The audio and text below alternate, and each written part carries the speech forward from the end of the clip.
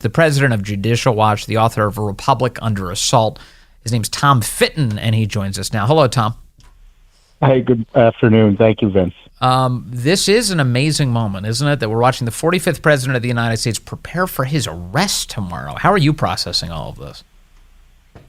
I think it's terribly sad, and it's a little bit scary because, you know, all these foundations of government and the rule of law have been torn apart in this effort to get Trump. And, you know, many people have said we've crossed the Rubicon. You know, the danger is we don't know what's on the other side of the Rubicon. Right. You know, that undiscovered country, to mash all the literary metaphors. But these are perilous times, as you say, for our republic. And, you know, our system is failing. And the fact that it's come to this is the biggest failure for the American legal system in the modern era. I mean, a former president, current presidential candidate, being hauled into New York before officials of his opposing political party on pretextual charges. That's not the way it's supposed to work in America. It's the way it works in Moscow and in Beijing and Havana and, you know, frankly, in countries that call themselves our allies, too many places.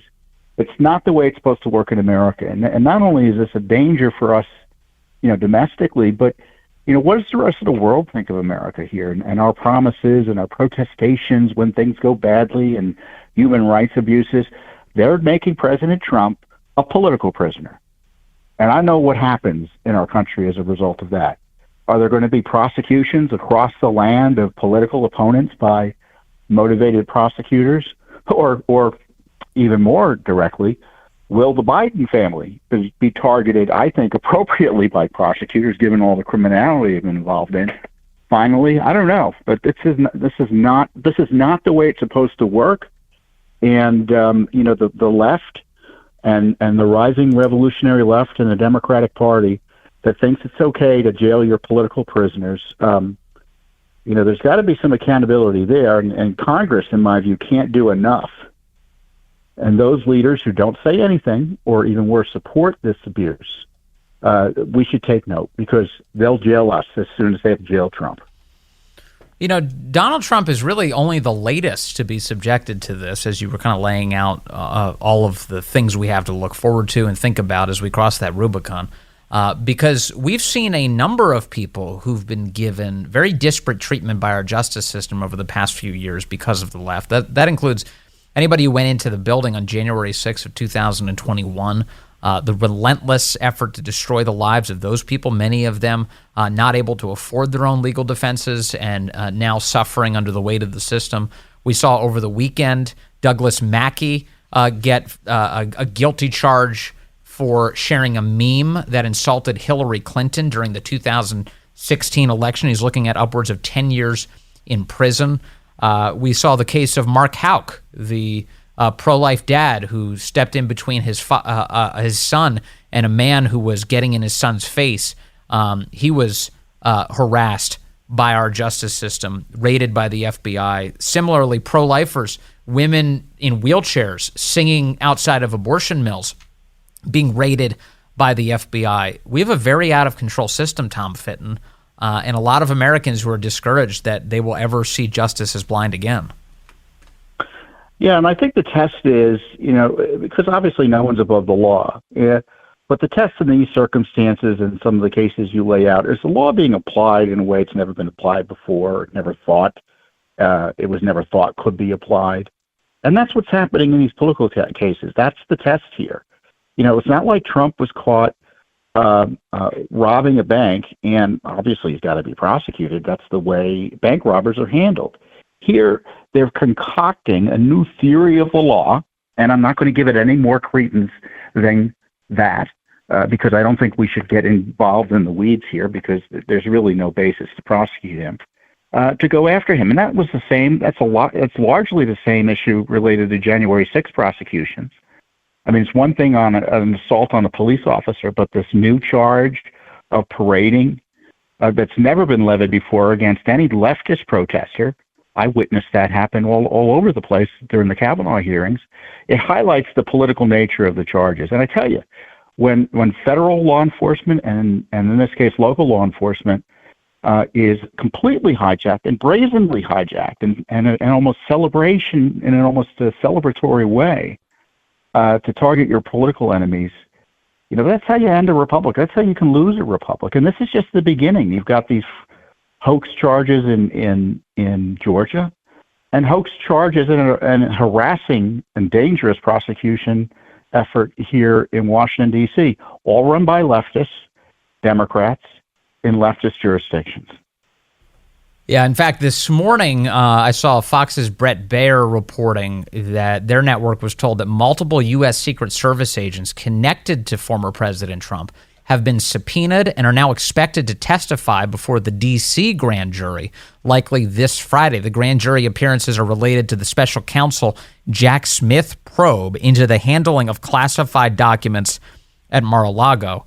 Meanwhile, this is more information than we've gotten on what's actually going on with Joe Biden's special counsel, Tom Fitton, because Biden, as vice president and as senator, mishandled and stole government documents, yet we basically hear nothing about that, and we get all these updates on Donald Trump.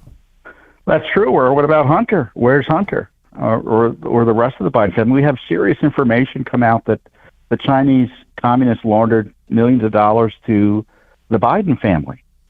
And, that's less important than payments to settle an extortion case? It's amazing. It'd be the biggest story in the country if it was Don Jr. The biggest story in the country, and it's nothing right now.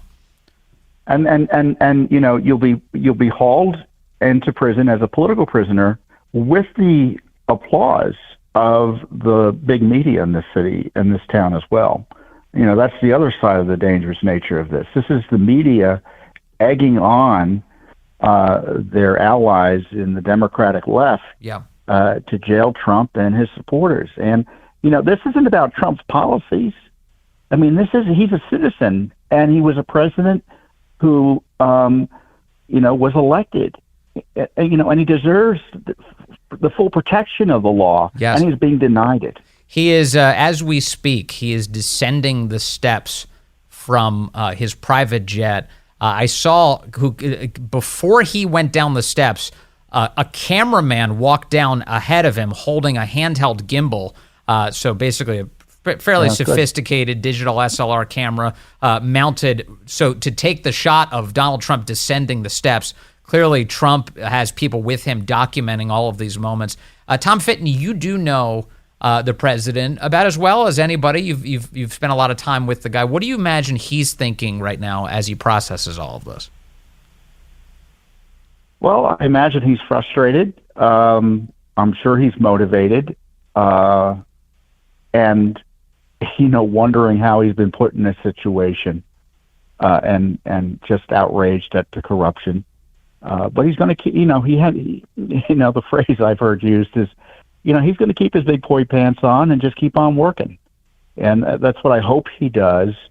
There's not much he can do in terms of, the prosecution once it begins, other than, the public education effort that he can engage in. Yeah.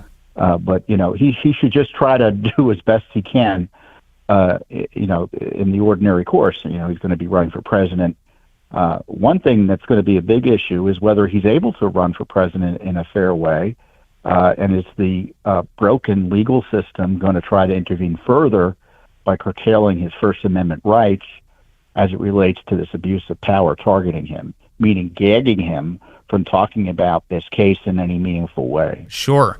Yeah, we'll find out more on that issue tomorrow. But I was mentioning just before you got here, I'm really convinced that the point of all of this is to create this impression in the mind of the public, to hammer out the idea that Trump is a criminal. They want to go through the mugshot with him. I mean, Alvin Bragg must know by this point that he has legal critics from across the aisle who are all saying that this case will not survive, and if it does, it will not survive on appeal. But I don't think that's the point. I think the point of this is to smear Trump as much as possible and to leave this criminal impression in the minds of the public. as Donald Trump looks like the most likely guy to square off yet again against Joe Biden, and Biden does not have a record worth running on, Tom Fitton. Yeah, I mean, this is brazen election rigging. Yes. He's likely to be the nominee, barring some unforeseen circumstances. It's not a for certain, but the polls suggest he'll have an easy victory. And I don't know how it's going to play in a general electorate. It's Trump, so all bets are off with Trump, right? Because the typical analysis sometimes doesn't apply. Right. But I can't imagine any politician running for president wants an indictment hanging over him. Or in the case of Trump, it's probably going to be multiple indictments because I think others are going to be spurred on to try to jail him further in the Democratic machinery. There's this awful storm front across the East Coast from Georgia through D.C. up to New York, trying to take out our Republican form of government by making Trump a political prisoner. And how's that going to play out in the general election? I suspect it's going to be a net negative. But politics aside, it's certainly a net negative for the way our country operates. The president is showing up in court and he's following the rules. Yes. I tell you, more of this happens, I don't know what's going to happen in the future. Meaning you can envision a scenario where Donald Trump decides he's going to stop playing their game? No, I don't think Donald Trump will, but other politicians might decide to stop playing the game, and citizens might decide to stop playing the game. Yeah. And I mean citizens of both parties. This undermines, in potentially devastating and dangerous ways, Americans' confidence in the fair administration of justice. Totally. It ain't happening here, and there are plenty of people, by the way, in jails all over the world who are political prisoners who went through the process. They had all the protections and all the rules. I tell you what, the process can be abused here in the United States as much as in Moscow. And we're seeing it now. Tom Fitton, president of Judicial Watch, the author of A Republic Under Assault. Boy, ain't that the truth. Tom Fitton, good to talk to you today, sir.